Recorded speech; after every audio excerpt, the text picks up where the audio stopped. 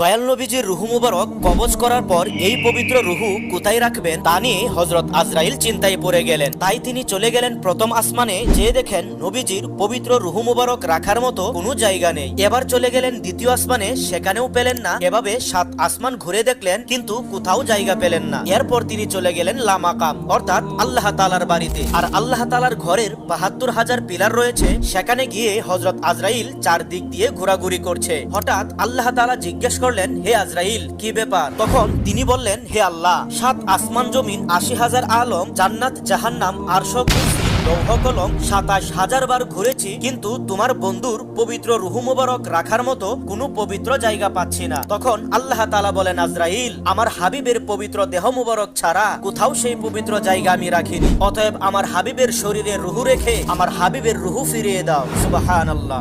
দয়াল নবীজির রুহু মুবারক কবজ করার পর এই পবিত্র রুহু কোথায় রাখবেন তা নিয়ে হযরত আজরাইল চিন্তায় পড়ে গেলেন। তাই তিনি চলে গেলেন প্রথম আসমানে, যেয়ে দেখেন নবীজির পবিত্র রুহু মুবারক রাখার মতো কোনো জায়গা নেই। এবার চলে গেলেন দ্বিতীয় আসমানে, সেখানেও পেলেন না। এভাবে 7 আসমান ঘুরে দেখলেন, কিন্তু কোথাও জায়গা পেলেন না। এরপর তিনি চলে গেলেন লামাকাম, অর্থাৎ আল্লাহ তাআলার বাড়িতে। আর আল্লাহ তাআলার ঘরের ৭২,০০০ পিলার রয়েছে। সেখানে গিয়ে হযরত আজরাইল চারদিক দিয়ে ঘোরাঘুরি করছে। হঠাৎ আল্লাহ তাআলা জিজ্ঞেস করলেন, হে আজরাইল, কি ব্যাপার? তখন তিনি বললেন, হে আল্লাহ, 7 আসমান জমিন, ৮০,০০০ আলম, জান্নাত জাহান্নাম, আরশ, কুরসি, লৌহ কলম ২৭,০০০ বার ঘুরেছি, কিন্তু তোমার বন্ধুর পবিত্র রুহু মুবারক রাখার মতো কোনো পবিত্র জায়গা পাচ্ছি না। তখন আল্লাহ তাআলা বলেন, আজরাইল, আমার হাবিবের পবিত্র দেহ মুবারক ছাড়া কোথাও সেই পবিত্র জায়গা আমি রাখিনি। অতএব আমার হাবিবের শরীরে রুহু রেখে আমার হাবিবের রুহু ফিরিয়ে দাও। সুবহানাল্লাহ।